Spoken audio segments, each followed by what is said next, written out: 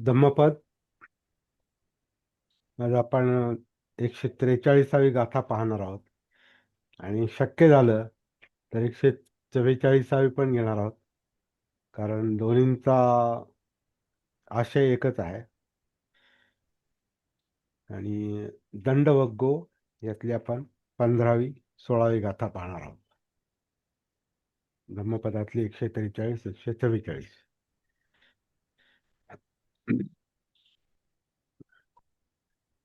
हिरिनिर्सेधो पुरिसो कोचि लोकस्मिन् विद्यति यो निंदं अपबोधती असो भद्दो कसामिव.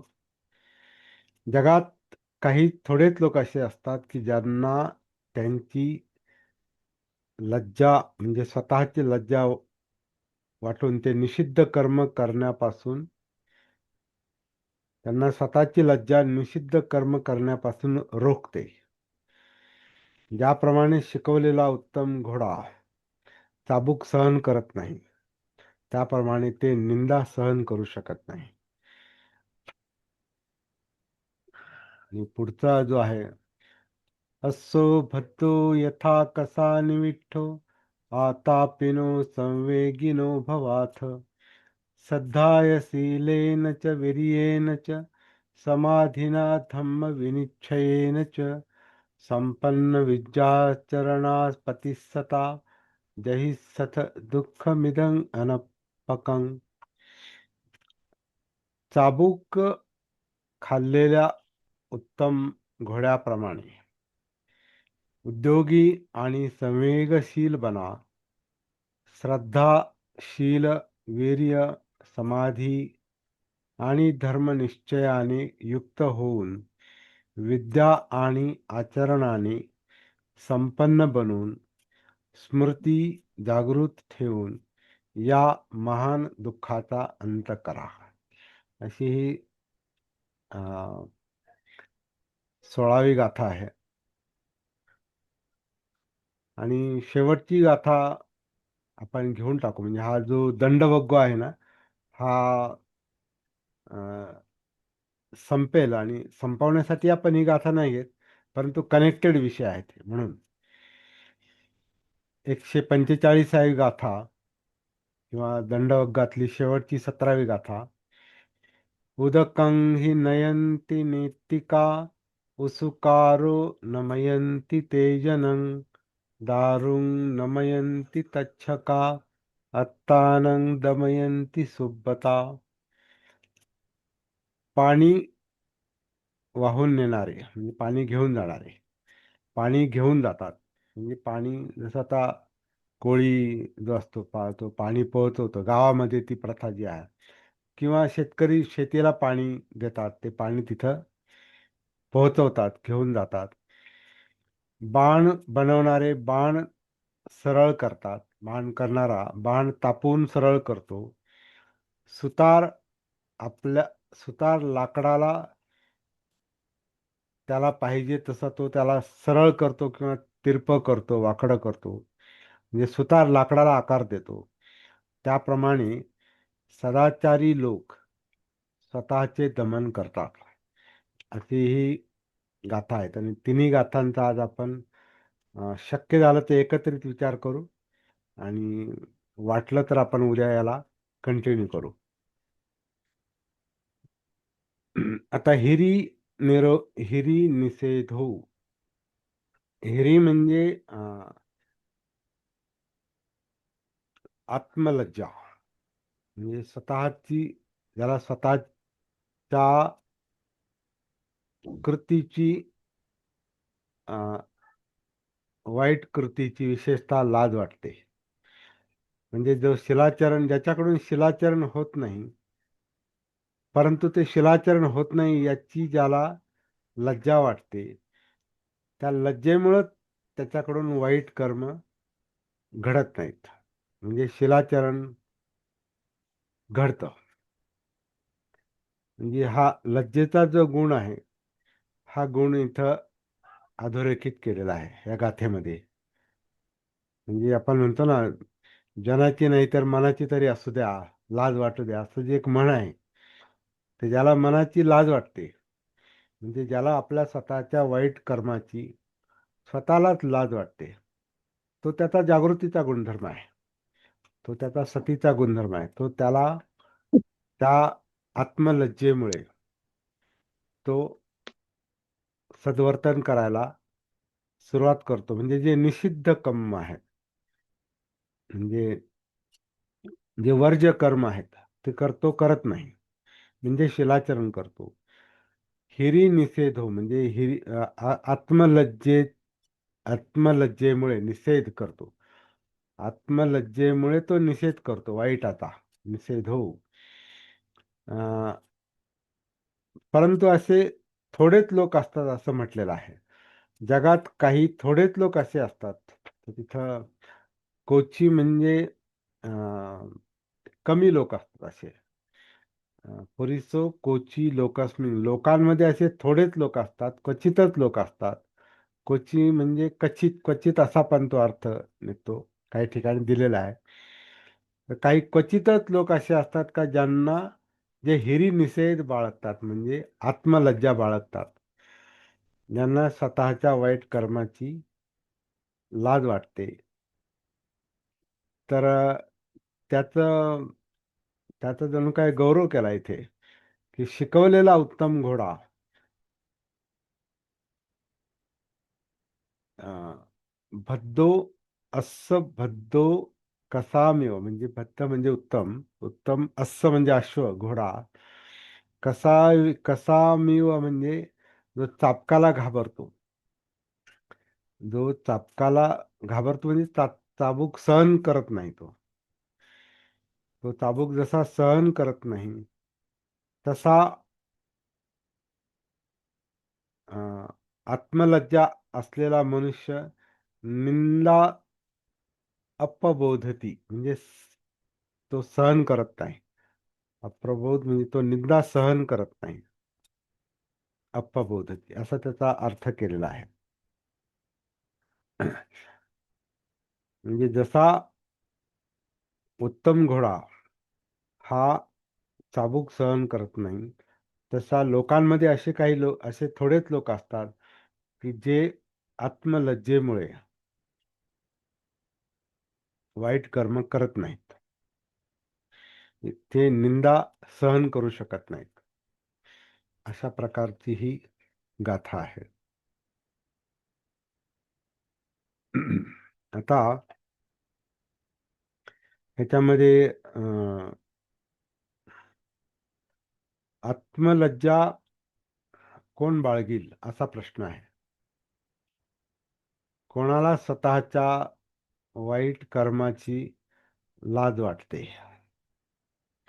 हा सोपा प्रश्न आहे. ज्याला स्वतःच्या वाईट कर्माची, वाईट वागण्याची मनातूनच लाज वाटते, तो लोकांची वाट नाही पाहत, त्याला मनातूनच हिरी, हिरी हा सद्गुण मानलेला आहे, म्हणजे आत्मलज्जा. ज्याला स्वतःच्या कर्माची, वाईट कर्माची लाज वाटते, तो निंदा सहन करत नाही. कारण निंदा लोक करतात, पण लोक निंदा करतात, तर याला ते सहन होत नाही, कारण याला मनामध्ये लाज वाटते. म्हणजे लोकनिंदा हा बाहेरच्या लोकांकडून निंदा होते. आत्मलज्जा ही व्यक्तिगत बाब आहे. असे दोन, याला ही लोकनिंदा जो आहे ना, त्याला दुसरा एक शब्द आलेला आहे, इतरत्र. तर कसं आहे की काही गोष्टी वेगळ्या पद्धतीने मांडण्यात आलेल्या आहेत. हिरी अपत्रपा म्हटलं त्याला. अपत्रपा म्हणजे लोकोपवाद, म्हणजे लोकनिंदा. तर हे जे दोन गुण आहेत, स्वतःच्या मनाची लाज आणि जनाची निंदा, त्याच्यातूनच ती म्हण पडलेली आहे. जनाची नाही तर मनाची तरी असावी. कधी कधी काही माणसं इतरांना घाबरत नाहीत, म्हणजे लोकांना घाबरत नाहीत, लोक काय म्हणतील याची पर्वा करत नाहीत. मग आपण त्याला काय म्हणतो, नाही लोकांची नाही तर निदान मनाची तरी लाज वाटू द्या. तर तो सद्गुण आहे. ज्याला मनाची लाज वाटते, त्याला त्याला लोकांची पर्वा नाही केली तरी चालेल, कारण तो स्वतःच स्वतःच्या हिरीमुळे, हिरी म्हणजे री, आता दुसरा एक त्याचा हिरी हा पाली शब्द आहे. री, री म्हणजे अं, स्वतःला मनाला संकोच वाटणे किंवा लाज वाटणे, तर हा गुण ज्याच्यात असतो तो स्वतःच वाईट कर्मापासून अलिप्त राहतो, म्हणजे शिलाचरण करतो. आणि जो स्वतःच्या हिरी आणि अपत्रपा म्हणजे आत्मलज्जा आणि लोक निंदा, हे दोन्ही बद्दल जो अं, संवेदनशील असतो, तो आपोआपच शिलाचरणाला, सद्वर्तनाला, चांगलं वागायला सुरुवात करतो. परंतु असा कोण कोण व्यक्ती आहे, पण असंही म्हटलेलं आहे की थोडेच लोक असतात, पुरुषो असे थोडेच पुरुष, असे थोडेच लोक असतात लोकांमध्ये, असे थोडेच असतात लोक, थोडेच व्यक्ती पुरुष असतात, कोची म्हणजे क्वचितच असे दिसतात की जे आत्मलज्जेमध्ये असतात आणि लोकनिंदेपासून सावध राहतात. म्हणजे शिलाचरणी माणसं फार पूर्ण शिलाचरणी फार थोडी असतात. आता याचं कारण काय हे स्पष्ट आहे, कारण आपण त्याला धरूनच आपण सगळा आपला अभ्यास चाललेला आहे. ज्याला स्वतःचं भान आहे, जो स्वतःशी कनेक्टेड आहे, म्हणजे जो जागृत आहे, जो सतीमध्ये आहे, त्यालाच कळतं की आपण कसं वागलं पाहिजे. त्याच्यामध्ये तो जो हिरीचा जो गुण आहे, आतून त्याला संकोच वाटतो. हं? आपला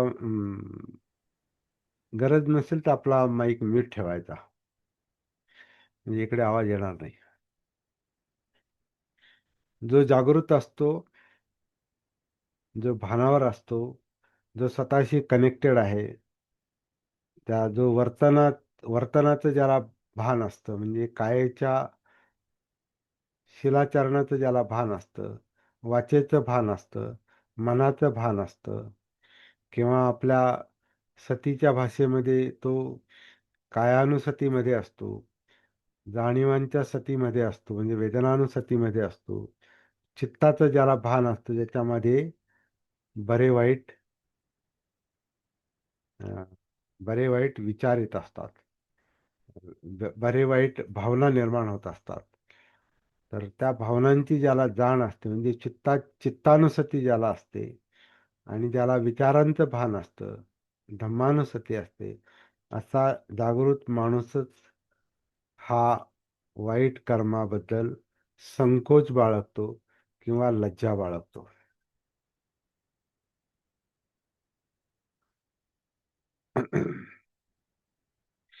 आणि जो जागृत नाही त्याला कळतच नाही आपण कसे वागतो ते. त्याला कळतच नाही आपलं वर्तन कसं आहे, आपण बोलतो कसं, आपलं चित्त कसं कसं काम करतंय, काय काय आहे त्याच्यामध्ये, पाहिजे नकोचं जे संघर्ष आहे, नेहमी इच्छा आकांक्षा तृष्णेनं भरलेलं जे चित्त असतं, याचं त्याला भान नसतं, त्याची सती नसल्यामुळे, चित्तानुसती नसल्यामुळे, आणि मनात काय विचार चाललेत याचंही भान नसल्यामुळे, म्हणजे धम्मानुसती नसल्यामुळे त्याला वर्तनाचं भान नसतं. आणि भान नसल्यामुळे त्याच्यामध्ये हा जो हिरीचा सद्गुण आहे, आत्मलज्जा, हा हिरीचा त्याच्यामध्ये तो सद्गुण निर्माण होत नाही. आणि मग त्याला लोकनिंदेचं पण काही वाटत नाही, मग लोक काय म्हणतील याची तो फिकीर करत नाही. म्हणजे काय म्हणतात, राजरोसपणे तो वाईट वर्तन करतो. तर ही अशी माणसं गाफील असतात, स्वतःबद्दलच गाफील असतात, म्हणजे स्वतःच त्यांना भान नसते, त्यामुळे वर्तनाचं भान नसते, पण परिणाम चुकत नाहीत. वाईट वर्तनाचे परिणाम चुकत नाही. इथं चांगल्या घोड्याची उपमा दिलेली आहे. चांगला घोडा हा काय म्हणतात, नुसता चाबूक जरी त्याला दाखवला तरी तो लगेच गती घेतो. नुसता चाबूक जरी दाखवला तरी तो गती घेतो. आणि जो घोडा चांगला नाही, म्हणजे डल घोडा आहे, किंवा काय म्हणता येईल, मार खाऊन खाऊन तो निबर निबर झालेला आहे, निगरगठ्ठ झालेला आहे, त्याला चाबूक दाखवला काय आणि मारला काय, तो कधी कधी हलत नाही जागेवरून. म्हणजे असं आपण हे करू शकतो, ते हिंसा आहे ऍक्च्युली ती. तो आपण त्याचं समर्थन नाही करू शकत. आपण याचं समर्थन करू शकत नाही, परंतु आता व्यावहारिक दृष्टीने विचार केला तर आपण असं म्हणू शकतो की जो अं, चांगला घोडा आहे, जातवान घोडा आहे. आता ही ही उदाहरणं सुद्धा बुद्धांच्या काळातली आहेत, हे आपण लक्षात घेऊ. कारण बुद्धांच्या काळामध्ये घोड्यावरून प्रवास करणं किंवा रथाचे घोडे हे सहज सहज दृष्टीस पडणाऱ्या गोष्टी होत्या. आज आपण आता पूर्वी टांगे वगैरे होते आपल्याकडे. आता आता फार क्वचित, म्हणजे नाहीच. तर काही लोक आता शौक म्हणून काही टांगे वगैरे ठेवतात. टांगे किंवा आता आजकाल घोडे रथ वगैरे ते वरातीमध्येच दिसतात ते, परंतु पूर्वी ते सहज दिसायचे. तर बुद्धांनी हे जे उपमा दिलेली आहे की जो घोडा जातवान असतो किंवा उत्तम असतो असं म्हटलेलं आहे. भद्र असतो. अश्व म्हणजे अश्व, भद्र म्हणजे चांगला. चांगला घोडा हा कसामेव, कसा कस कस कसा कसामेव म्हणजे चाबूक, चाबकाला, चाबकाला तो घाबरतो, चाबकाला बिचकतो. त्यामुळे चाबूक पाहिल्याबरोबर तो वेग घेतो. तर ही उपमा योग्य वाटते न वाटते हा चिंतनाचा मुद्दा आहे. म्हणजे भीतीनं सदाचरण करावं का, तर नाही. त्याच्यामुळे ही उपमा तशी अं, ही आता बुद्धांनी दिलेली आहे का दुसऱ्यांनी गाथा रचली, हे कळायला मार्ग नाही. परंतु आपण आता धम्मपदात ते आहे म्हणून आपण त्याचा विचार करतोय. भीतीनं कधी सदाचरण होऊ शकत नाही, असा पण एक कारण जो भीतीनं सदाचरण करतो त्याला दुसरीकडून त्याला दबाव पाहिजे. मग सदाचरणाला, शिलाचरणाला, चांगलं वागायला हा कुणीतरी सांगितलं, कुणीतरी लक्षात आणून दिलं, कुणीतरी काय म्हणतात त्याला शिक्षेचं भय दाखवलं. तसं आता कायद्याच्या भीतीनं माणसं चांगली वागतात. कायद्याच्या भीतीने माणसं चांगली वागतात, पण त्यांना चांगलं वागायचंच असतं असं नाही. कायद्याच्या शिक्षेला घाबरतात. म्हणजे इथं घोडा जसा चाबकाला घाबरतो, तसं कायद्याच्या भीतीला. कारण कायदा कसा आहे, तुम्ही कोणत्या प्रकारचा गुन्हा करता त्यानुसार शिक्षा आहे, आणि ती शिक्षा अगदी साध्या दंडापासून फाशीपर्यंत आहे. नाही तर आपला गुन्हा कोणत्या प्रकारचा आहे त्याच्यावर ते अवलंबून असतं. आणि कधी कधी कायद्याच्या भीतीनं माणसं गुन्हा करत नाहीत किंवा चांगलं वागायचं ढोंग करतात. पण ते सद्वर्तीने असतात का, नाही. सद्वर्तन ही मनापासून असतं. ज्याला मनाची लज्जा आहे, म्हणजे हिरी, ज्याला मनातूनच लाज वाटते, म्हणजे जो भानावर आहे, जागृत आहे, मी कोणासाठी चांगलं वागेल किंवा मला चांगलं म्हणावं म्हणून मी चांगलं वागेल, असं नाही. कोणासाठी जर चांगलं वागायचं म्हटलं मग त्याचा तो शो करतो, मग दिखावा करतो चांगलं वागण्याचा. कारण लोक निंदा जर करत असतील, लोक आपल्याला जर वाईट म्हणतील, तर मग आपली पुढची कामं होणार नाहीत. म्हणून तो चांगलं वागण्याचं ढोंग करू शकतो, किंवा कायद्याच्या भीतीनं तो चांगला वागतो, कारण ती शिक्षा नको असते. ती शिक्षेला तो घाबरतो, म्हणून तो चांगलं वागण्याचा प्रयत्न करतो. परंतु ज्याला कायद्यातल्या पळवाटा माहिती आहेत, तो निगरगठ्ठ होतो, आणि मग तो कोणताही गुन्हा करू शकतो. कारण त्याला माहिती आहे का जरी आपल्याला अमुक एक कलम लागू झालं, कायद्याचं अमुक एक आणि अमुक एक नियमानुसार जरी आपल्याला शिक्षा झाली, तर त्याला दुसरा पळवाटा आहे. ते वकिलांना माहिती असतात. मग ते त्याच्यातून ते त्याला सोडवतात.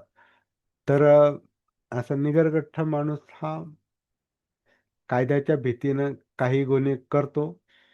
अं, कायद्याच्या पळवाटा माहिती असेल तर काही गुन्हे करतो, आणि नसतील तर मग जरा घाबरतो आणि मग तो थोडं चांगलं वागण्याचं ढोंग करतो. पण हे सगळं कसं भयामुळं, भीतीमुळं, किंवा त्याला काहीतरी लोकांमध्ये चांगली प्रतिमा पाहिजे असतील, काही लोकांकडून कामं काढून घ्यायची असतील, समाज माणसाला पाहिजे असतो, है ना. लोक किंवा जी काही बाहेरचं वातावरण आहे,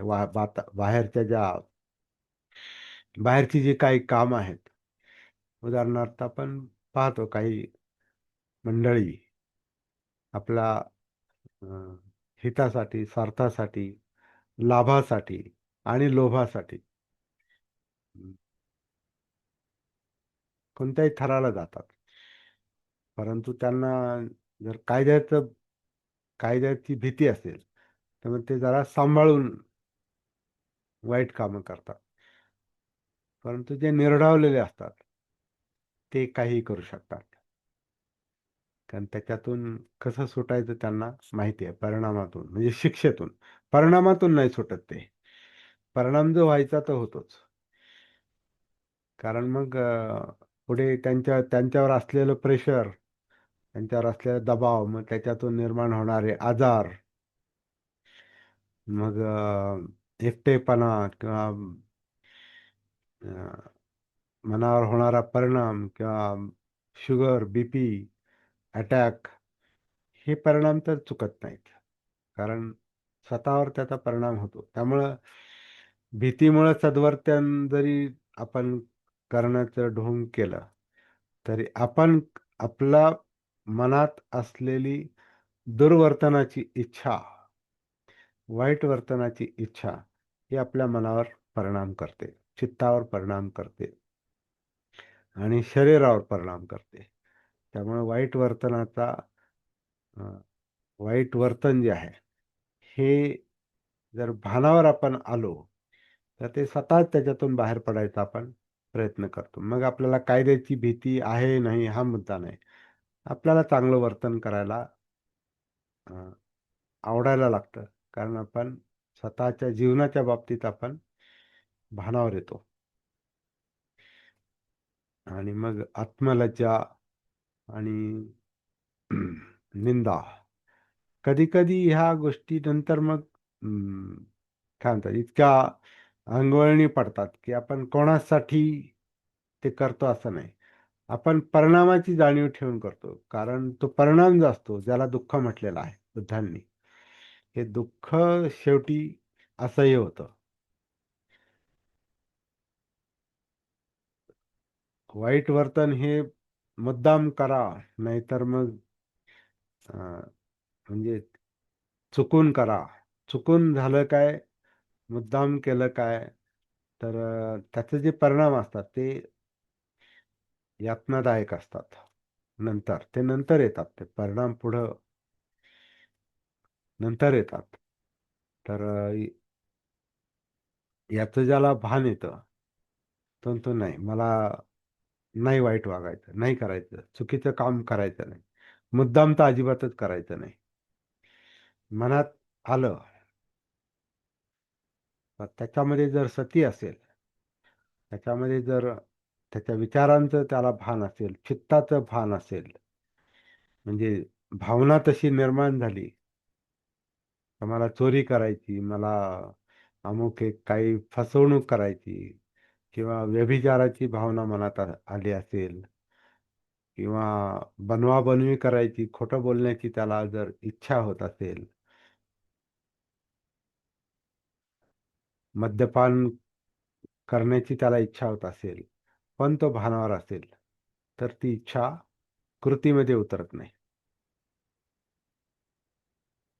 म्हणजे सतीमुळे होणार आचरण हे खरं आचरण. इथं कोणाचा दबाव नाही. इथं आत्मलज्जा, परनिंदा, लोकांकडून झालेली निंदा किंवा कायद्याचं भय हा शिलाचरणाचा बेस राहत नाही. हा सद्वर्तनाचा बेस राहत नाही. जागं झाल्यानंतर त्याला आपोआपच जीवनाचं भान येतं, जगण्याचं भान येतं, आणि मग एक नैसर्गिक शिलाचरण त्याच्याकडून होतं. असं असं पण आहे. परंतु इथं जे म्हटलेलं आहे की आत्मलज्जा, लाज वाटते वाईटाची, किंवा अं, घोडा जसा चाबकाला घाबरतो म्हणजे दबाव, बाहेरचं नियंत्रण, याच्यामुळं. पण ते सद्वर्तनात काही गाथा याच्यात आली म्हणून आपण ते पण अभ्यास म्हणून करतोय. पण वास्तव तसंच आहे का? तर मला वाटतं तसं नाही वास्तव. कारण आता काही गाथा ज्या आपण परत परत म्हणतोय, की आपण हे परीक्षण पण करतोय या गाथांचं, की असंच बुद्ध सांगू शकतात का, की लोक दबावामुळे सदाचरण करा, असं ते म्हणणारच नाही. कारण आपला मुख्य विषय काय आहे बुद्ध धर्माचा? दुःखमुक्ती आहे, निब्बाण आहे. मग ते दुःख आपल्याला नको असतंय, ते अप्रिय असते. त्याच्यामुळे चित्त कंपित होतं. भय, त्याच्यामुळे भय निर्माण होतं. त्याच्यामुळे आपल्याला आपली व्यक्तिगत आणि सामाजिक हानी पण होते. आपली व्यक्तिगत, आपण स्वतःच्या मनातून उतरतो, आणि व्यवहारात पण आपण सामाजिक याच्यातून सामाजिक दोषाला आपण सामाजिक दोषाचे आपण बळी ठरतो. आणि ते पाहून आपल्याला तो तो परिणाम नको असतोय आपल्याला, आणि म्हणून आपण सद्वर्तनाकडे वळतो. तर हे जागृत माणसाचं काम आहे. त्याला बाहेरून दबावाची गरज नाही.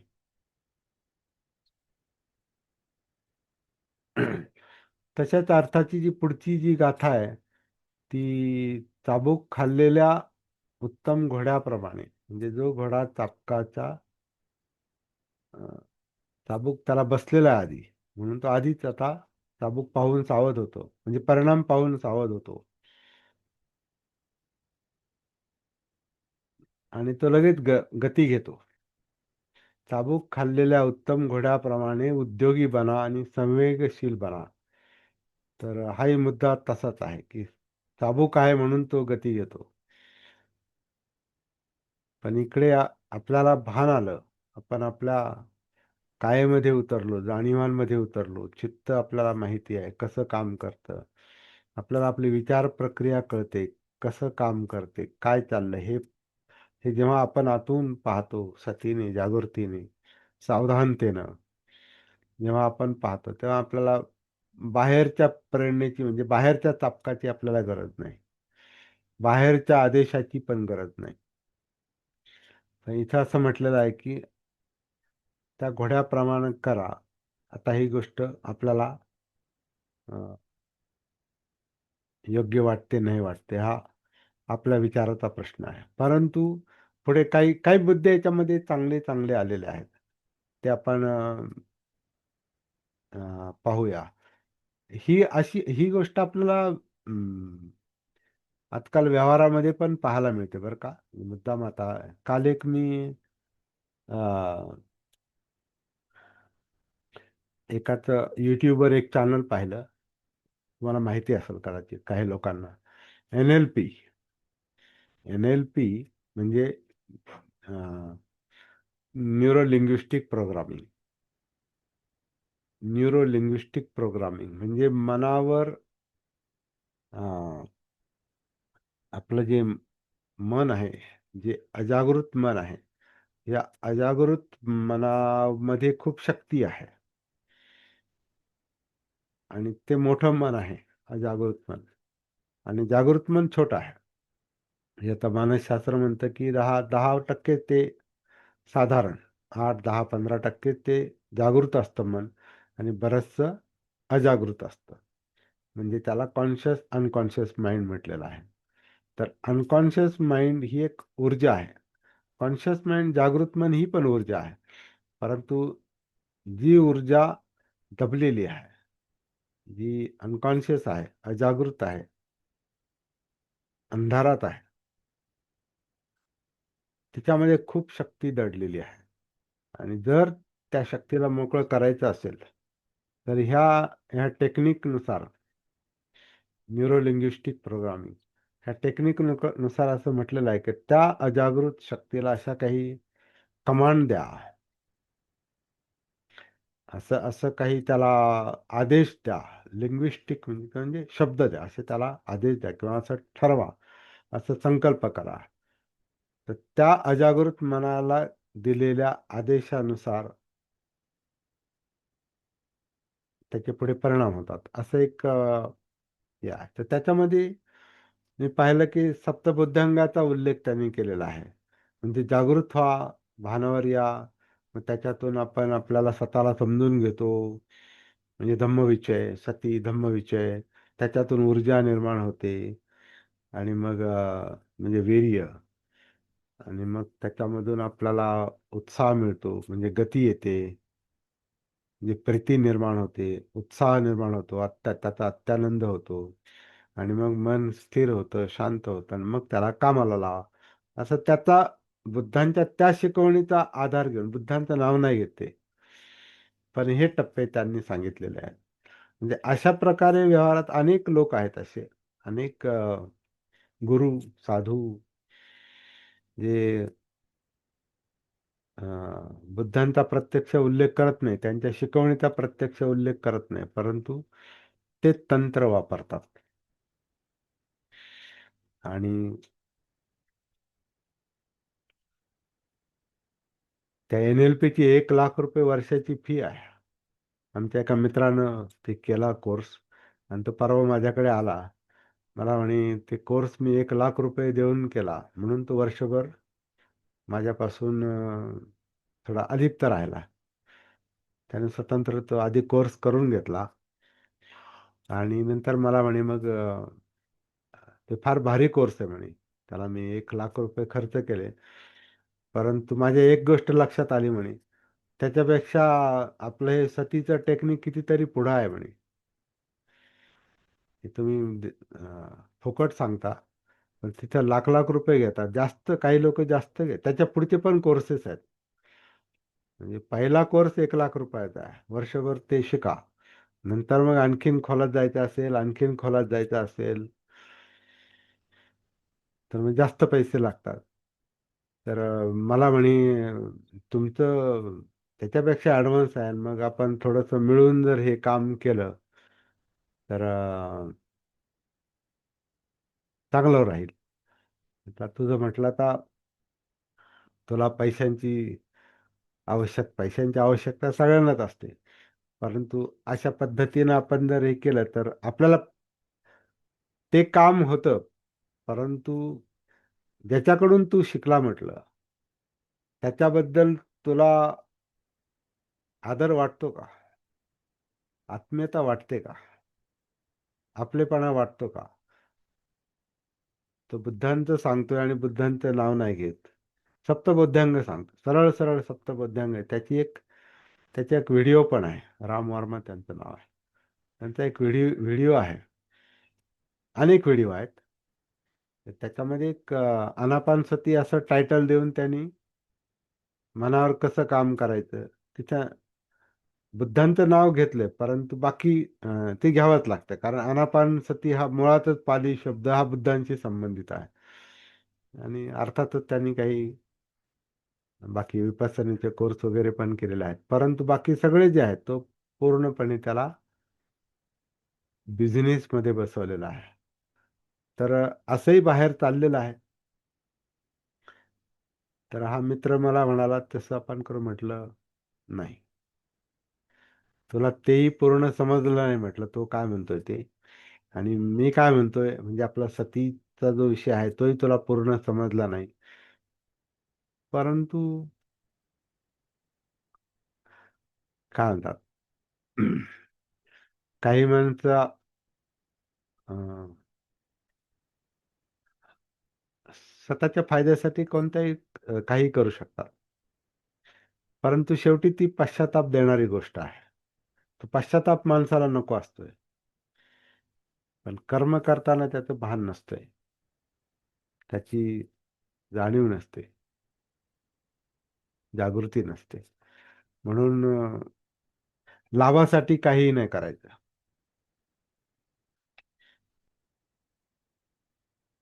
लाभात जर लोभ असेल, तर लोभ हा लोभ लोभयुक्त चित्त, त्याला त्याला लोभचरित चित्त म्हटलेलं आहे.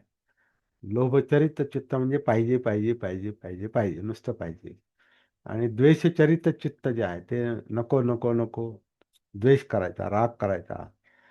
त्या लोभात आणि द्वेषात हे चित्त इतकं हेलकावे खातं, ती माणसाचा स्वतःवरचा संयम जातो. स्वतः स्वतःला अडचणीत आणतो ते चित्त. म्हणून चित्त हे चित्तशुद्धी हेच मुख्य काम आहे. आणि चित्तशुद्धीसाठी सती आवश्यक असते, जागृती आवश्यक असते. ती जागृती माणसाला योग्य ते निर्णय घ्यायला भाग पाडते. तर मुख्य मुद्दा असा आहे की जीवन जगताना काही व्यावहारिक गोष्टी सांभाळाव्या लागतात, त्याच्याबद्दल काही दुमत नाही. त्याच्याशिवाय जगणं होणारच नाही. आणि 100% शिलाचरण करणं हेही कधी कधी खूपच कठीण असतं, फार कठीण असतं.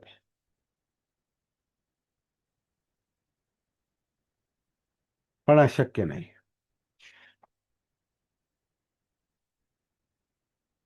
काय त्याच्यासाठी काय केलं पाहिजे हे त्या त्या व्यक्तीवर अवलंबून आहे. तो कशा, त्याची आजीविका कशी आहे, त्याची म्हणजे जीवन जगण्याची पद्धत कशी आहे, त्याच्यावर अवलंबून आहे. त्याची परिस्थिती कशी आहे, त्याचं वातावरण कसं आहे, त्याला मोकळीक आहे का चांगलं वागायला, की तो दबावाखाली आहे. आता काही काही कामाच्या पद्धती काही काही अशा असतात आज उपजीविकेतल्या. अर्थार्जन आपल्याला करायचं असतंय, पैसे पाहिजे असतात, कारण त्याच्याशिवाय व्यवहार चालणार नाही. पण ज्यांच्यावर आपण पैशासाठी अवलंबून राहतो, ती यंत्रणा, ती व्यवस्था, ती संस्था, ते खातं, त्याच्यात जे काही चाललेलं असतं, तिथं शिलाचरण करणं खरंच अवघड आहे, फार अवघड आहे.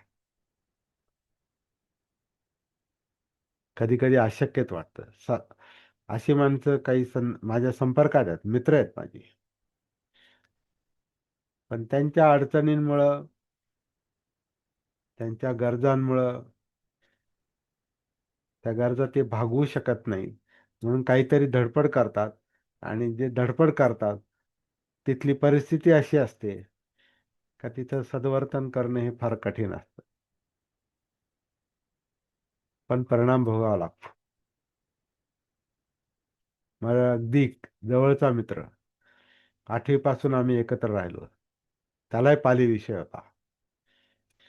8वी 9वी 10वी, 8वी 9वी 10वी 11वी म्हणजे मॅट्रिक, आमच्या वेळेला 11वी मॅट्रिक होती. तर 4 वर्ष तो माझ्या संपर्कात होता, म्हणजे क्लोज मित्र होता. आणि शेवटपर्यंत राहिला, म्हणजे तो मरेपर्यंत. आता एक 2-3 वर्षापूर्वीची गोष्ट आहे. तर तो नंतर थोडंफार शिक्षण घेऊन पोलीस झाला. तो उत्तम स्पोर्ट्समन होता, फुटबॉल प्लेअर होता, उत्तम प्रकार. म्हणजे त्याच्या खात्यात सुद्धा, पोलीस खात्यात सुद्धा तो नावाजलेला होता.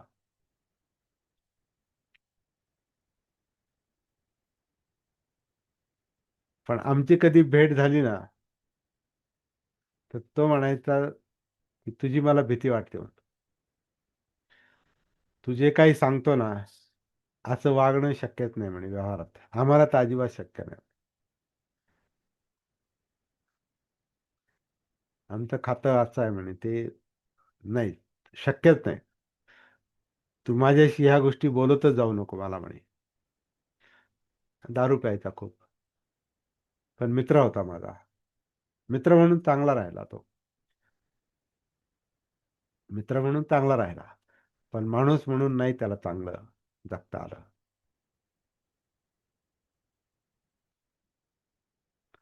व्यसनाधीन होता. तो म्हणायचा नको नको म्हणता खिशात पैसे येऊन पडायचे. आवडत नाही, पण नाही तसं नाही काम करू शकत मी.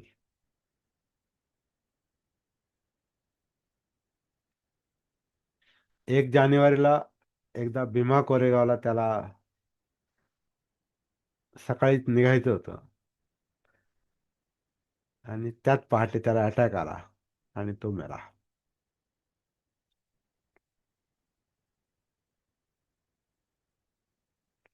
तर असं असतंय. काही लोकांना नाही आवडत नाही ते, पण इलाज नाही.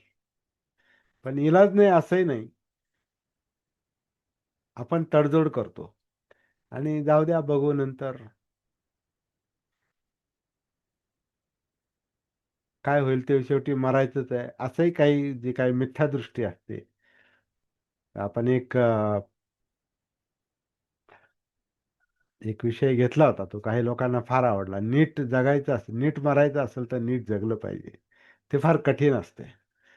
आमच्या मित्राची मला आत्ता बोलता बोलता आठवण झाली. तर ते सोपं नसतंय.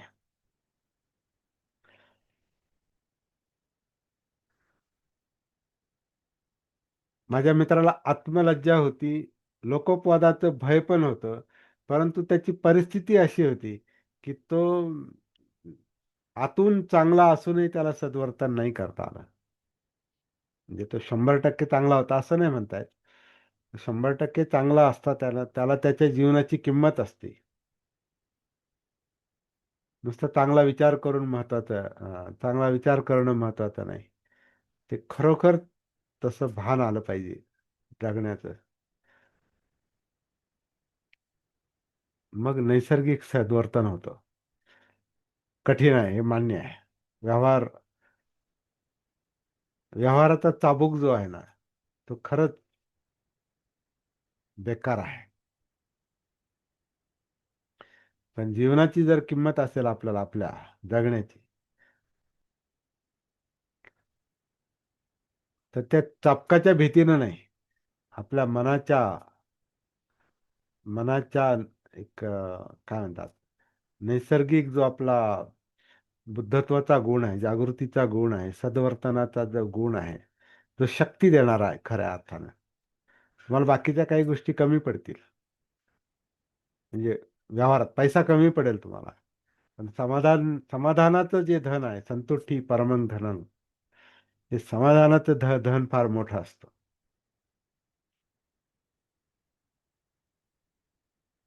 आमच्या त्या मित्राला हेवा वाटायचा, कारण तो क्लोज मित्र होता, एकदम एकदम क्लोज होता. असं आहे. तर चाबूक खाल्लेल्या घोड्याप्रमाणे, आता हे आपला धम्मपदाचा अभ्यास म्हणून आपण ते तिकडे वळालंच पाहिजे, कारण ते मुख्य काम करतोय आपण, म्हणजे खरं म्हणजे त्या निमित्तानं आपण बाकीचे विचार आपल्याला करायला संधी मिळते, म्हणून हे मुख्य काम आहे. चाबूक खाल्लेल्या घोड्याप्रमाणे उद्योगी आणि संवेगशील बना, म्हणजे गतिशील बना, प्रयत्नशील राहा. आणि 5 उत्तम गुण सांगितलेले आहे, की श्रद्धाशील, वीर्य, समाधी, धर्मनिष्ठ, म्हणजे या गाथेनुसार 5 गुण सांगितले. इतरत्र पंचधर्मेंद्रिय ज्याला म्हणतात, त्याला श्रद्धा, वीर्य, स्मृती, समाधी, प्रज्ञा, हे पंचधर्मेंद्रिय, हे 5 उत्तम गुण आहेत जे माणसाला सक्रिय करतात. ते माणसाला सक्रिय करा, आणि हे मनाचे गुण आहेत, मनातले गुण आहेत. त्यातले काही गुण याच्यामध्ये घेतलेले आहेत. श्रद्धा आहे, म्हणजे श्रद्धा म्हणजे चांगल्या गोष्टीवर आपला विश्वास पाहिजे, सद्वर्तनावर विश्वास पाहिजे, चांगला मनुष्य बनायचे याच्यावर आपली फेथ पाहिजे. आपल्याला ह्या जीवनाला चांगला आकार द्यायचा आहे, आणि चांगल्या दिशेनं न्यायचं आहे, आणि चांगलं जगायचं आहे. कारण आपल्याला यातना नकोय, दुःख नकोय, आणि मरण जाणवत असेल तर मग चांगलं मारायचं आहे. पण फार मरणाची चिंता करायची गरज नाही, पण चांगलं जगायचं आहे आपल्याला. आपल्याला दुःखमुक्तीचा आपल्याला अनुभव घ्यायचा, याच्यावर जर आपली श्रद्धा असेल, फेथ असेल, तर मग ती आपली एक शक्ती बनते. ते इंद्रिय म्हटलंय त्याला, एक श्रद्धा इंद्रिय. त्याच्यातून शिलाचरण निर्माण होतं. म्हणजे शिलाचरणावर आपण बरीच चर्चा केलेली आहे. पंचशील आहे, अष्टशील आहे, दशशील आहेत, किंवा जे काय भिक्षू भिक्षुणींची 450 किंवा 227 काय ते आकडे भरपूर आहे. पण मुख्य म्हणजे शिलाचरण म्हणजे सद्वर्तनाची ओढ, आणि त्याच्यासाठी लागणारी ऊर्जा, वीर्य, आणि समाधी म्हणजे विस्कळीत चित्ताला, मनाला एकत्रित करणे, म्हणजे व्यक्तिमत्व एका एका एका एका एका ठिकाणी स्थिर असणं, त्याला समाधी म्हटलेलं आहे. सम इध, इथं इध म्हणजे इथं येणं, म्हणजे एकत्रित होणं. आणि धम्माचरणाचा निश्चय, धर्मनिश्चय यांनी युक्त व्हा असं म्हटलेलं आहे या गाथेमध्ये. आणि विद्या आणि आचरणाने संपन्न बना. आता विद्या आणि आचरण म्हणजे थेरी अँड प्रॅक्टिस. म्हणजे आपण हे सगळं जे बोलतोय हे थेरीमध्ये, विद्येमध्ये मोडतं. परंतु जे आपल्याला विद्येने माहिती आहे, ज्ञानाने माहिती आहे, ते आपल्या आचरणात उतरेलच असं नाही. कारण कळणं आणि वळणं, ज्ञान, प्रज्ञा आणि प्रॅक्टिस, आचरण, शील, याच्यामध्ये खूप फरक आहे. आपल्या सगळ्या सगळ्या शक्ती, कायिक वाचिक मानसिक शक्ती, त्या दिशेनं जाणं, सगळी शक्ती त्याच्यात लागणं, ह्या प्रॅक्टिसमध्ये, आचरणामध्ये, साधनेमध्ये, हे कठीण काम आहे. परंतु ते करा असं म्हटलेलं आहे. आणि त्याच्या शेवटी म्हटलं की याच्यासाठी स्मृती जागृत ठेवणं. आता इथं सतीचा मुद्दा आला, जागृतीचा मुद्दा आला. सती जागृत ठेवून महान दुःखाचा अंत करा.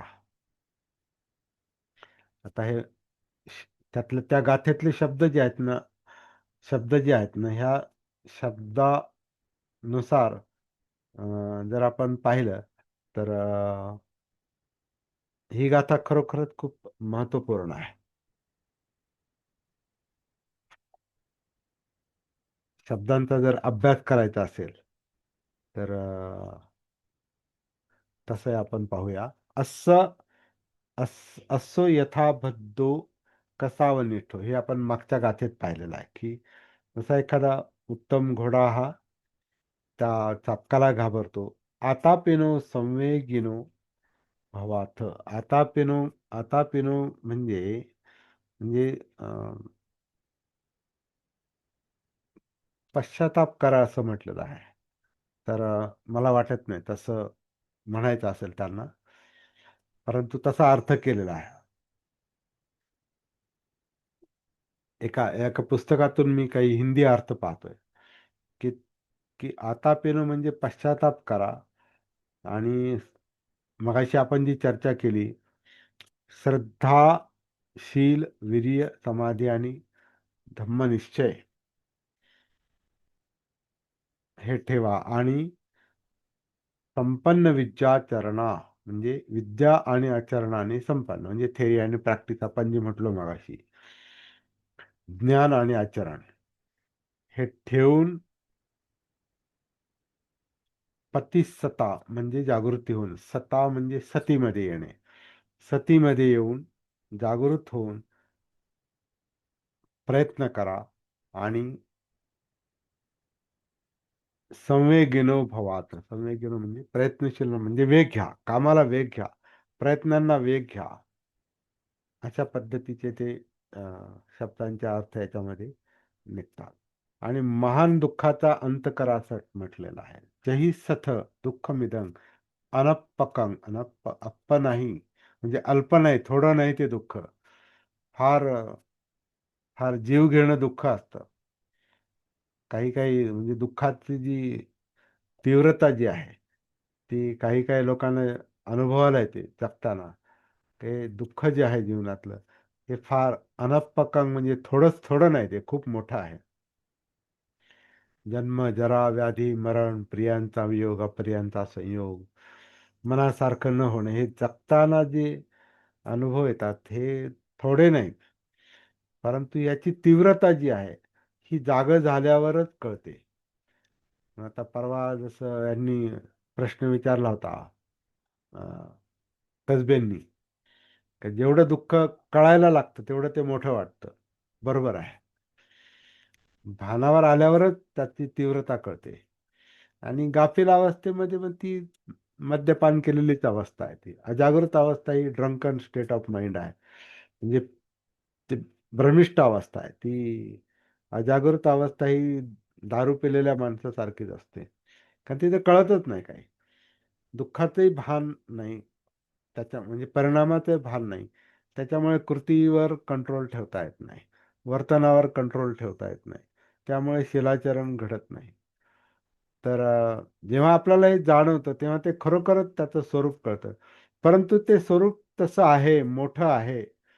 जीवनातलं दुःख हे खूप म्हणजे असह्य करणारं, म्हणजे तडफड करायला लावणारं जे दुःख आहे, ते जर जाणवलं तर माणूस प्रयत्नशील पण होतो. परत बाबासाहेबांचं उदाहरण, अस्पृश्यतेचं दुःख त्यांना, त्याची तीव्रता त्यांना जेवढी जाणवली, तर जीवनाची राखरांगोळी होते.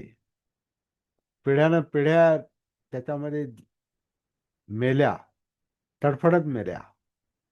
हे त्यांना जाणवलेलं आहे आणि इथून पुढे नाही करणार, आता नाही चालणार हे असं.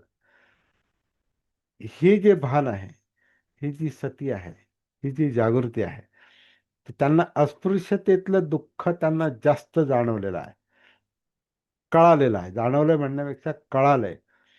आणि त्याचा अभ्यास करून त्याच्या मुळापर्यंत जाऊन त्याचा अं, सामाजिक संदर्भ, त्याचा मानसिक संदर्भ, त्याचा धार्मिक संदर्भ, हे सगळ्यांचा त्यांनी जेव्हा खोलात जाऊन अभ्यास केला, तर जेवढा अभ्यास त्यांनी जास्त केला तेवढा त्यांना त्या अस्पृश्यतेच्या यातना जास्त तीव्र जाणवलेल्या आहेत. शिवायचं नाही म्हणजे काय? पाणी पिऊ द्यायचं नाही म्हणजे काय? देवळात जाऊ द्यायचं नाही म्हणजे काय? वेगळ्या वस्त्या वसवल्या जातात. वेगळे मारवाडी, मांगवाडी, सगळ्या जातीच्या वेगळ्या आळ्या आहेत. है ना, माळाळी किंवा मराठाळी, ब्राह्मणाळी, अमकं, किंवा शहरामध्ये ब्राह्मण गल्ली, अं, जे काय आहेत, हरिजन वस्ती, या वस्त्या ज्या वसवलेल्या आहेत, हे काय भानगड आहे? ते आपल्याला आजही तो प्रश्न पडत नाही, कारण आपण तेवढे भानावरच नाही. बाबासाहेबांना त्या परिस्थितीचं भान आल्यामुळं अस्पृश्यतेच्या निमित्तानं त्यांनी सगळ्यात प्रश्न हातात घेतले. त्यांनी अस्पृश्यतेच्या निमित्तानं त्यांनी सामाजिक प्रश्न हातात घेतले, धार्मिक प्रश्न हातात घेतले, आर्थिक प्रश्न हातात घेतले, शैक्षणिक प्रश्न हातात घेतले. आणि म्हणून त्यांना उपाय सापडलेला आहे.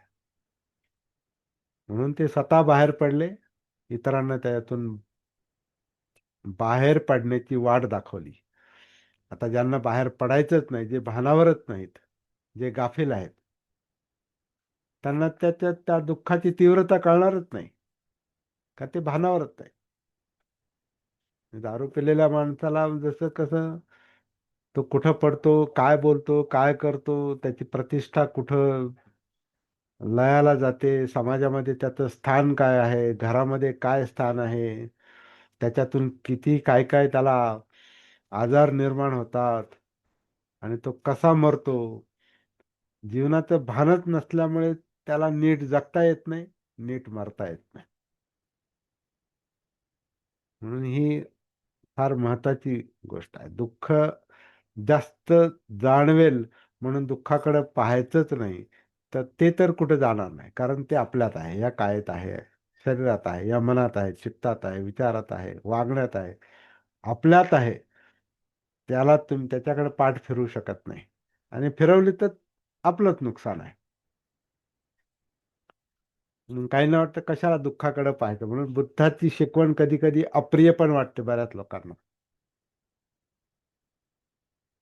त्यापेक्षा त्याच्यावर सोपवा, त्याची भक्ती करा, तो पाहून घेईल. त्यानं हे सगळं निर्माण केलेलं आहे. जळी स्थळी काष्टी पाषाणी तो आहे. तो सर्व शक्तिमान आहे.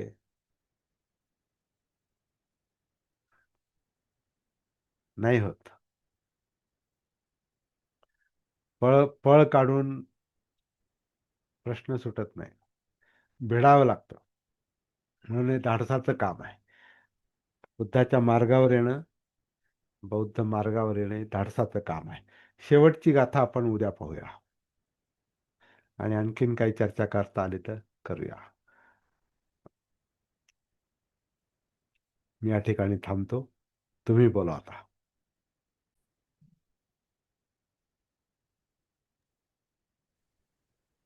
हो, खूपच छान स्पष्ट केलं की आत्मलज्जा असायला पाहिजे आणि ती असते म्हणजे.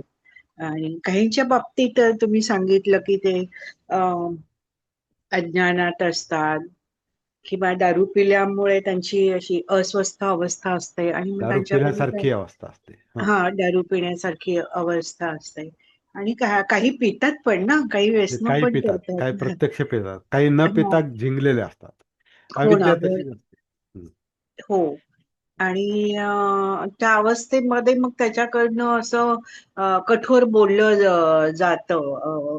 बऱ्याच व्यक्तीकडं, पिलेल्या व्यक्तीकडनं बोललं जातं किंवा इतर लोकांकडनं पण बोललं जातं. काही लोकांमध्ये लोभ पण असतो आणि द्वेष पण असतो.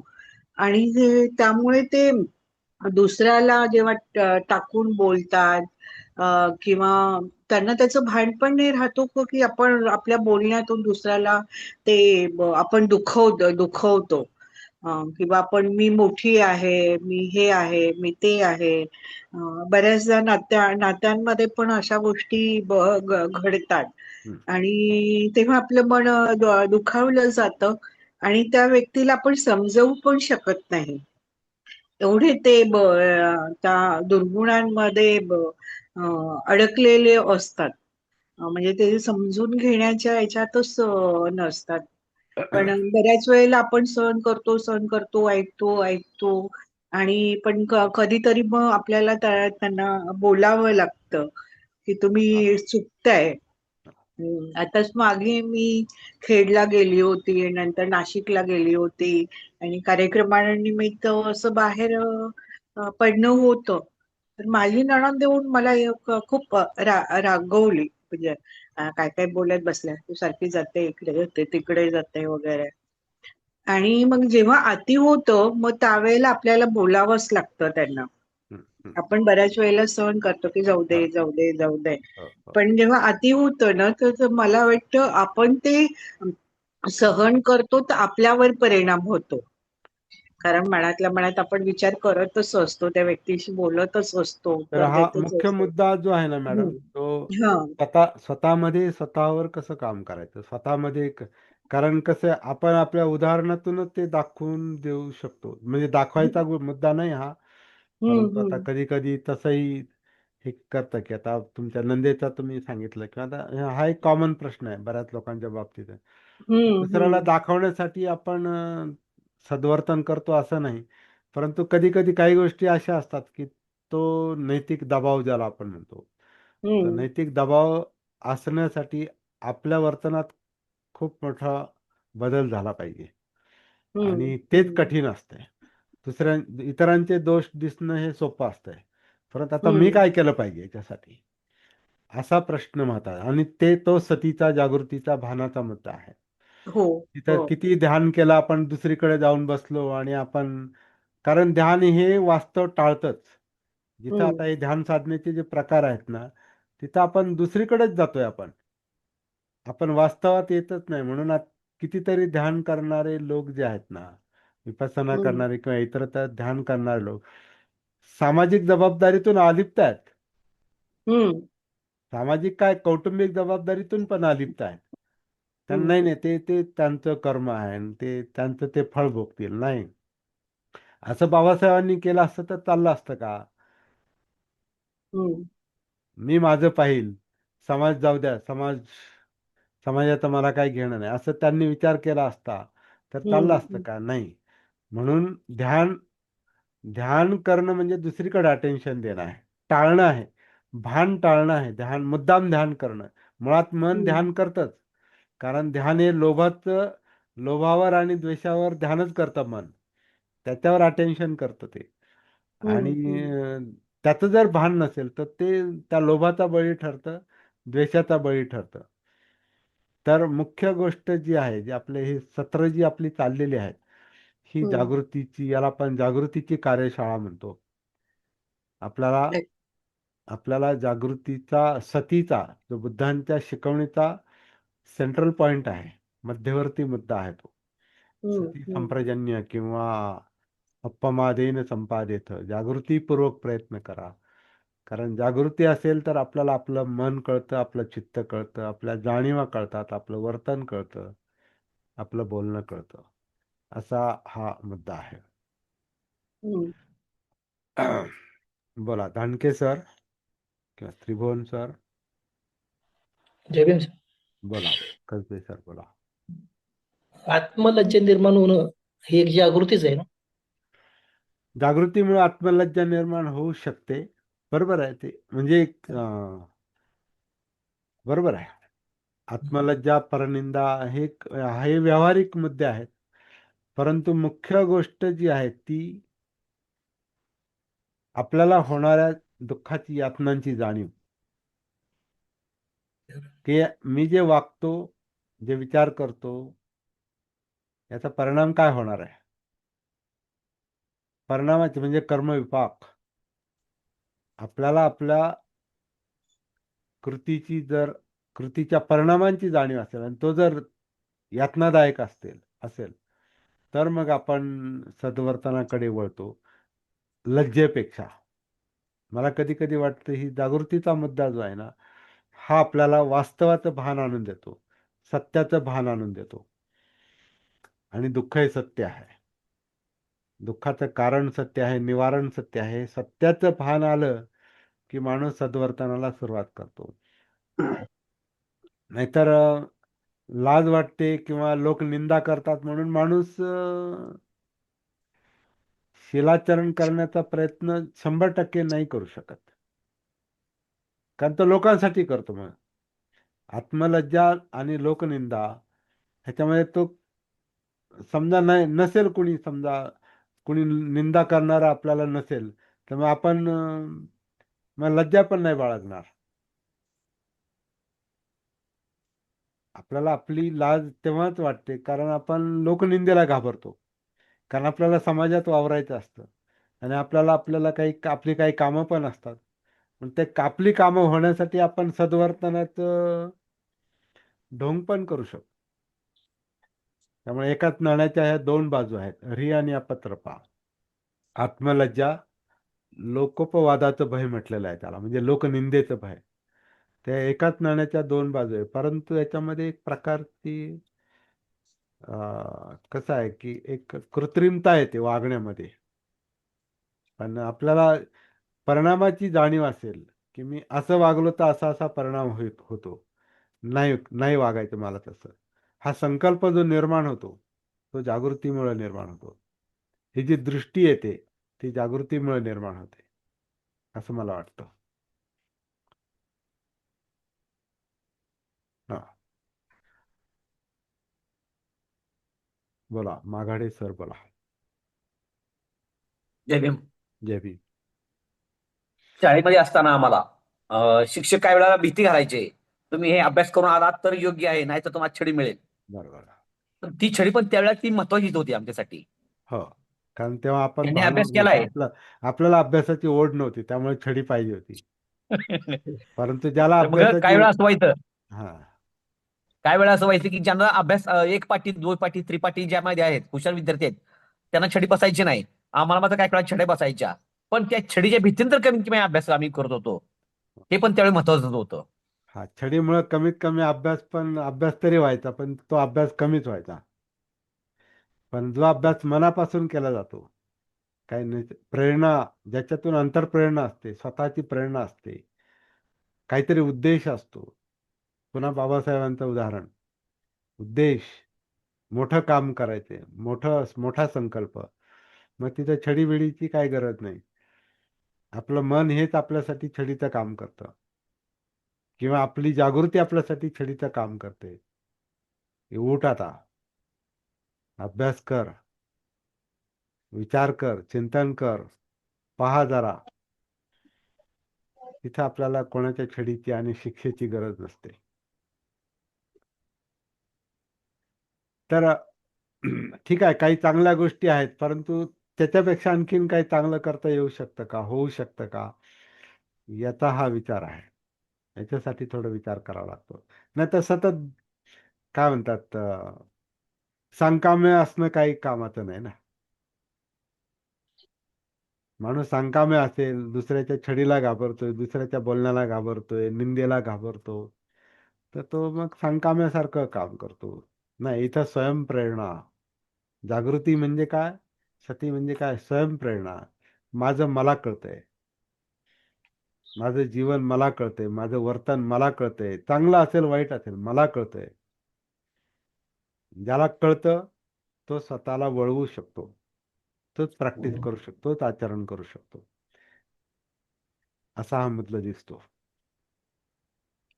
हा. जय भीम, बोला.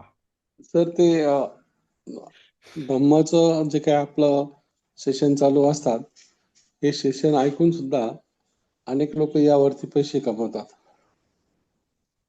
आणि आता कमी असतील, परंतु नंतर खूप वाढतील. आणि धम्म हा एक प्रकारे विकला जाईल, आणि ती एक प्रकारची ग्लानी पण राहील जर आपण असे कोर्सेस केले की तिथं हे नाही राहत, धम्माचं जे काही शिकण्याचं किंवा आचरण करण्याची जी गोष्ट आहे ती विसरतो माणूस, आणि तो फक्त आपण पैसे दिलेले आहे म्हणून फक्त ज्ञान घेतो, आचरण बाजूला ठेवतो, स्वार्थीपणाने नंतर वागेल तो. आपल्याला प्रॅक्टिकल विचार करावा लागेल बरं का. म्हणजे जगण्यासाठी आर्थिक मुद्दा, आता आता जे लोक भिक्षू आहेत ते सुद्धा पैसे घेतातच ना. उलट मी तर म्हणतो सामान्य लोकांपेक्षा ते जास्त पैसे घेतात. त्यांना तेवढी गरज असते की नाही हा वेगळा मुद्दा आहे, परंतु असा आर्थिक मुद्दा हा असा महत्वाचा मुद्दा आजच्या व्यावहारिक जगात आलेला आहे की आपल्याला ते तसं करणं भागच आहे. म्हणून बाबासाहेबांनी जे म्हटलं ना, पारंपरिक पद्धतीने बौद्ध धर्माचा काम नाही चालणार आता. म्हणून त्यांनी 14 ऑक्टोबरला जे स्वतः दीक्षा घेतली आणि स्वतः दीक्षा दिली, तर हे 2500 वर्षाच्या परंपरेला त्यांनी तडा दिलेला आहे. 2500 वर्षाच्या परंपरेला त्यांनी भिक्षूकडून चंद्रमणींकडून त्यांनी दीक्षा घेतली, परंतु 5 लाख अनुयायांना मात्र स्वतः त्यांनी दीक्षा दिलेली. आणि ते एक असा प्रवाह निर्माण केला, म्हणजे दरेकाने दरेकाला दीक्षा द्यावी. तर ते सहज शक्य नाही, कारण कुणी कोणाला उठसूट दीक्षा देऊ शकत नाही, कारण तेवढी शक्ती पण नसते, तेवढी ताकद पण नसते, तेवढं आचरण पण नसतं, तेवढी जाग पण नसते. त्यामुळे कोणी कोणाला दीक्षा देईल असं नाही. परंतु आपण आपल्या आचरणातून, प्रॅक्टिसमधून, विचारातून, कार्यातून इतरांना प्रेरणा देऊ शकतो. आता इथं जे काही आज 15 लोक आहेत, परवाला काल मला वाटतं 20 लोक होते, तर एक एक असं समजू की हे आपण 10, 15, 20 लोक तयार झालेत. जे तयार झालेले लोक जे आहेत ना, हे एक तर स्वतःसाठी तयार होतील, ते गरज म्हणून, आपली गरज म्हणून ते तयार होतील, आणि ते ज्या ज्या ठिकाणी जातील, ज्याच्याशी बोलतील, त्याच्यावर त्याच्या जागृतीचा, त्याच्या बोलण्याचा, त्याचा प्रभाव पडणार आहे. आणि हा धम्मप्रचारच आहे. मी म्हणतो हेच जास्त महत्वाचं आहे. सर मी बोलू का? पण शो म्हणून नाही. हा बोला ताई बोला. हा आत्मलज्जा ही जन्मापासूनच आलेली आहे, घरातून संस्कारातून या सगळ्या गोष्टी शिकत शिकत, आणि धम्माच्या शिकवणीतून तर खूपच स्पष्ट होते. पण तुम्ही अपत्राप्य हा शब्द वापरताय, मला तो जाणून घ्यायचा होता. अपत्राप्य म्हणजे लोकपवादाचं भय, लोकनिंदेचं भय. इतर लोक काय म्हणतील. आणि आत्मलज्जा जी आहे ही भयामुळं पण येते. भीतीमुळं, भीती वेगळी गोष्ट आहे, पण लाज वाटणे आपल्या, तर त्याच्यामध्ये थोडंसं भान आहे, त्याच्यामध्ये जाग आहे की माझं वर्तन चुकीचं आहे. याची आपल्याला जर लाज वाटली तर आपण त्याच्यातून बाहेर पडू शकतो. परंतु अं, आत्मलज्जा आणि लोकनिंदा ह्याच्यामुळे जर वर्तनात फरक पडला तर उद्या समजा लोकांचं भय नाही राहिलं, नसेल, काही लोकांना नसतं, लोकांचं भय नसतं, अपत्राप्य नसतंय, आणि त्याच्यामुळं आत्मलज्जा पण कमी होते. आत्मलज्जा कमी झाल्यामुळेच लोकपवादाचं भय नसतं.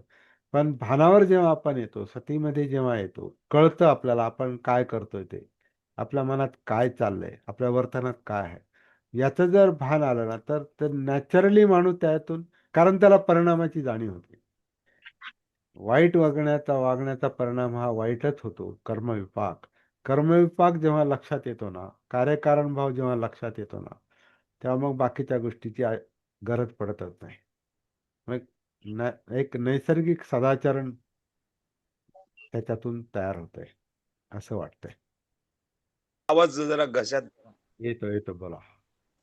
माझा आवाज हा जरा घशामध्ये तर त्रास आहे, पण बोला मला बोला. बोलण्यासाठी की आजचा जो विषय आहे आत्मलज्जा आणि ज्या ज्या प्रकारच्या गाथा आहेत, तर नैसर्गिक पद्धतीने ज्याची जीवनशैली तयार होत जाते निसर्गाच्या अनुरूप,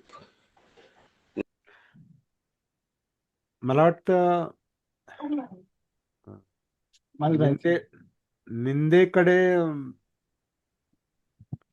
जसं आपण विधायक अर्थाने पण पाहू शकतो. जसं आता तुम्ही म्हटलात बाबूजी, निंदकाचे घर असावे शेजारी, किंवा माघाडे पण म्हटले. त्याच्यातून आपल्याला आपल्या चुका ते दाखवून देतात. परंतु निंदा करणारा पण जर विधायक असेल तर ते जास्त महत्वाचं आहे. पुण्य नसेल तर तो आपल्या काही हा, कामाचा नाही. तो काय कामाचा नाही. तो आपला निंदा करतो, त्याचं निंदा करणं एवढं एकच त्याचा धंदा असतो. कोणी काय म्हणा, कोणी निंदा कोणी वंदा, निंदा करणे हाच आमचा धंदा, असे कधी म्हणतात ना. तर काहींना फक्त चुका दाखवणे एवढंच काम असतं. परंतु काहींना म्हणण्यापेक्षा खूप हा, लोकांना तेच दिसतं, हा, त्यासाठीच पडलेले. दुसऱ्याच्या डोळ्यातलं कुसळ दिसतं, परंतु आपल्या डोळ्यातलं मुसळ दिसत नाही. मुसळ दिसत नाही. तर अशा लोकांना आपल्याला काही जास्त त्यांना त्यांना प्रेरणास्थान बनवायचं काही कारण नाही, त्याचा तो स्वभाव आहे. परंतु सुज्ञ माणसाची जी काही सुज्ञ माणसाची निंदाजनक सल्ला जरी असला तरी तो आपण मानला पाहिजे. हे हे महत्वाचं आहे. म्हणून त्या अर्थानं निंदक महत्वाचा आहे. आणि बुद्धांनी पण याची फार स्तुती केलेली आहे. ह्या गोष्टीचं समर्थन केलेलं आहे. 2 भिक्षू रस्त्याने चाललेले आहेत आणि तिसरा एक जण कोणीतरी दुसऱ्या मताचा पाठीमागून येतो आणि तो बुद्धाबद्दल निंदा करतो. 2 जण असतात आणि ते मागे चर्चा करतात की बुद्ध असा, बुद्ध तसा. आणि ह्या 2 भिक्षूंना राग येतो त्याचा. भिक्षूंना राग येतो, मग ते जाऊन बुद्धाकडं तक्रार करतात की असं असे असे हे लोक बोलत होते तुमच्याबद्दल असं. मग ते बुद्धांनी त्यांनाच विचारलं, तुम्हाला काय वाटलं? ते ऐकल्यावर तुम्हाला काय वाटलं? तो म्हणे आम्हाला वाईट वाटलं म्हणे. आणि का वाईट वाटलं? तर म्हणे ते ते जे बोलत होते ते सत्य नाही. तुम्ही तसे ना, तथागत तसे नाहीत म्हणे. मग म्हणे मी जर तसा नाही, आपण जर तसे नाही, तर मग तुम्हाला राग येण्याचं काय कारण? आपण तसे नाहीच आहोत ना. त्यांना काय म्हणायचं म्हणू द्या, पण तुम्हाला राग येण्याचं काय कारण? आणि जर ते सत्य असेल, ते जे म्हणतात ते जर सत्य असेल, तर मग आपल्याला सुधारण्याची संधी आहे. म्हणून निंदेकडं आपण कसं पाहतो, निंदेकडं हा आपला दृष्टिकोन आहे.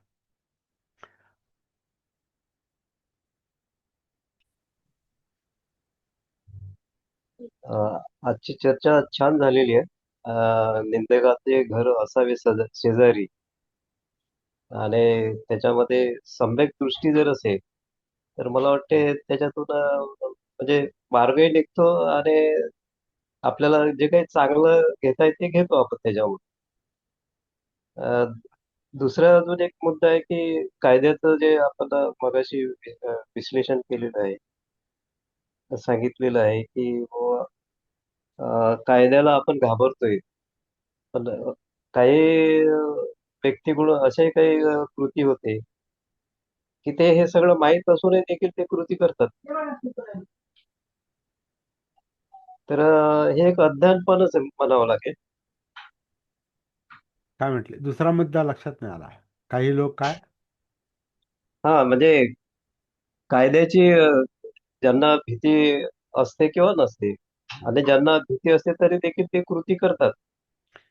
ते निर्ढावलेले आहेत ना, हा त्यालाच आपण निर्ढावलेले म्हणतो की, आणि त्याला माहिती आहे आणि की अशी उदाहरणं आज अ, आपल्या म्हणजे परिसरामध्ये म्हणा, आपल्या राज्यामध्ये म्हणा किंवा देशामध्ये घडत आहेत. हो. सगळं माहीत आहे. संविधानाबद्दल जी माहिती हं. त्यांना पुरेशी जरी नसली तरी ते त्यांना कळतंय हो, हो. की असं कृत्य केल्यामुळे आपल्याला शिक्षा होईल. तरी देखील ते मार्ग मात्र ते आहेच हा. त्यांचं. म्हणजे हिंसा करणं तर तरी तरी ते का घाबरत नाही? कारण त्यांना पळवाट माहिती आहे. घाबरत नाही तो. घाबरत नाही. हत्या कितीतरी ठिकाणी हत्या घडून येतात आणि हिंसा एक एक त्यांचं एक हे उद्दिष्ट असतं असंही म्हणायला काही हरकत नाही. हं, याला मारलंच पाहिजे, ठार केलंच पाहिजे. हं, हं. परंतु त्याचे परिणाम जे आहेत ना, ते चुकत नाहीत. आपण म्हणजे बुद्धाच्या शिकवणीच्या दृष्टीने जर आपण विचार केला ना, तर तुम्ही किती कायद्याला माना किंवा न माना, वाईट वर्तन जर केलं, तर पाठीमागे त्याचे परिणाम कधीतरी आल्याशिवाय राहत नाही. आणि हे आपण पाहतो की काही माणसं वर्षानुवर्ष लपून छपून चाललेलं असतं, परंतु एक वेळ अशी येते की ते सगळं पूर्ण उद्ध्वस्त होऊन जातात. ते स्वतःच उद्ध्वस्त नाही होत, त्यांची सगळी सामाजिक प्रतिष्ठा उद्ध्वस्त होते, काही लोकांचं कुटुंब पण उद्ध्वस्त होतं. म्हणजे ती माणसं सगळ्यांनाच अडचणीत आणतात. म्हणून आणि सगळं का? मनुष्य म्हणून स्वतःचं भानच नाही. आपण कसे जगतो, कसे वागतो, आणि हं, हं. त्याच्यामुळं परिणामाची जाणीव नाही. परिणामाची जाणीव नाही, तर वर्तनाची जाणीव नाही. वर्तनाचं बरोबर. भान नाही. म्हणून आपण कशाच्या भीतीनं किंवा कोणाच्या निंदेनं आपण सदवर्तन करावं, अशी काही बुद्धाची शिकवण दिसत नाही. बुद्धांची शिकवण ही आहे, आपण आपल्याला आपण आपल्यावर प्रेम करतो की नाही? आपल्याला आपली काळजी असते का नाही? तर आपल्याला जर आपली काळजी असेल, आपली जर आपल्यावर मैत्री असेल, तर आपण स्वतःला दुःख का देणार आहे? का अडचणीत टाकणार आपण स्वतःला? नाही टाकू शकत. हे जर भान असेल ना, तर आपोआपच नैसर्गिक सदवर्तन व्हायला सुरुवात होते. तिथे सांगायची गरज नाही. तिथे निंदेची गरज नाही आणि कायद्याच्या भीतीची पण गरज पडत नाही. तर असं नैसर्गिक आचरण जे आहे, हे महत्वाचं आहे. परिणाम परिणाम आहेच सर. पण लोकांना येत नाही हो, भीतीच नाही राहिली कायद्याची. जरी नसेल, कायद्याची भीती नसेल, परंतु स्वतःच्या कर्माला तो भीतो माणूस. हे लक्षात घेऊ आपण. ते काही झालं तर त्याचं मन त्याला खाणारच नाही, कारण माणूस आहे तो. त्याला भय जे वाटतं, जो तो हं, हं. लपून राहतो. वाईट वर्तन करणारा मनुष्य हा लपून छपून त्याचं चाललेलं असतं. तर लपून छपून का करतो मग तो? ओपनली का नाही करत? कारण त्याला भीती वाटते. म्हणजे घाबरतोच तो. आणि भीतीचे जे परिणाम असतात सायकोलॉजिकल, त्याचा जो इफेक्ट असतो, परिणाम असतो, मानसिक परिणाम, हा भयानकच असतो. आणि हे आपण इकडे तिकडे उदाहरणाने पाहू शकतो. आपल्या बाबतीत तसं घडू नये म्हणून आपण सद्वर्तनाकडे नैसर्गिकपणे वळतो. जागृत छान. मनुष्याचे हे परिणाम असतात. हे जागृत मनुष्याचा परिणाम म्हणून त्याचं वर्तन सद्वर्तनच होणार आणि ते झालं पाहिजे. याच्यावर आपला व्यक्तिगत फायदा पण असतो, कौटुंबिक फायदा असतो, सामाजिक फायदा असतो आणि अगदी राष्ट्रीय फायदा पण आहे. कारण जग धम्मराज्य बनलं म्हणजेच जर देश किंवा जग हे जर जागृत झालं म्हणजे माणसं माणसात आली तर किती मोठा चमत्कार होणार आहे तो. सुसंस्कृत. सुसंस्कृत जग जर तयार झालं तर कसले युद्धाचे प्रश्न आणि कसले काय. परंतु अजून राईट. ते कसं आहे की उत्क्रांतीचं कार्य अपूर्ण आहे. मानवी उत्क्रांतीचं कार्य अजून अपूर्ण आहे. ते जागृतीनंच पूर्ण होणार हे बुद्धांनी सिद्ध करून दाखवलेलं आहे. आणि म्हणूनच जगाला धम्माची गरज आहे. धम्माची गरज आहे. पण निरोप घेऊ. हे आता आपला रोजचा क्रम. हो, छान झालं सर. आणि जय भीम सर. जय भीम. नमो बुद्धाय. जय भीम, नमो बुद्धाय.